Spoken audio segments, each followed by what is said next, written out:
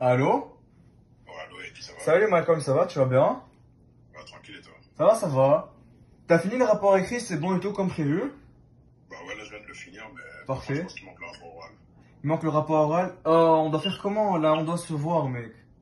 Bah avec la tempête de neige, je pense pas que ça va être possible. J'ai une idée. T'as une idée? Ouais. Vas-y, let's go. En tant qu'adultes, nous savons tous à quel point tomber malade peut être contraignant dans notre vie active. Alors je vous demande à vous aussi, en tant que spectateur, réellement, lors de votre jeunesse, comment avez-vous vécu le fait de tomber malade?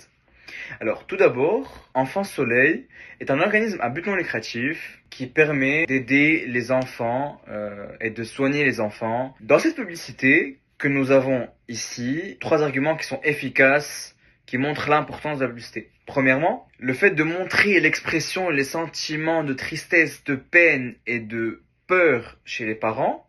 Ça vient du coup approfondir et donner envie plus aux donateurs de faire un effort de don. Deuxièmement, mettre en œuvre et mettre en avant des grosses machines, ça vient du coup refléter et illustrer encore plus l'importance de la maladie, ce qui fait approfondir d'un autre côté aussi les donateurs. En troisième et dernier temps, ce qu'on peut dire, c'est aussi le fait que le nom des maladies sont très grands et donc du coup, pour les jeunes, ça fait très peur. Il existe un autre point très pertinent de la publicité d'Enfant Soleil, et c'est la musique. Nous savons tous que la musique a pour effet de réveiller certaines émotions en nous.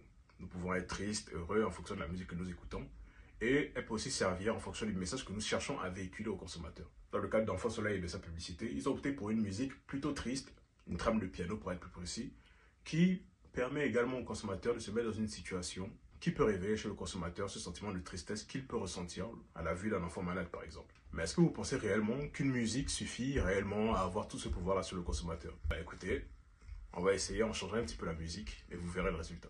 Je pense que la maladie, c'est pas fait pour les enfants. Si c'était fait pour les enfants, ça ferait moins mal. J'imagine qu'avec ça, vous avez pu prendre le message de manière un peu plus légère. Les émotions ressenties face à cette vidéo peuvent être diverses. Pour ma part, j'ai ressenti une certaine incapacité. Nous ne ressentirons pas forcément ce qu'ils peuvent ressentir.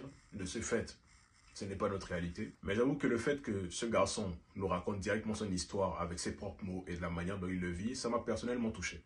N'ayons pas peur de tendre la main aux personnes qui en ont besoin. Et c'est sur ces belles paroles que moi je vous laisse.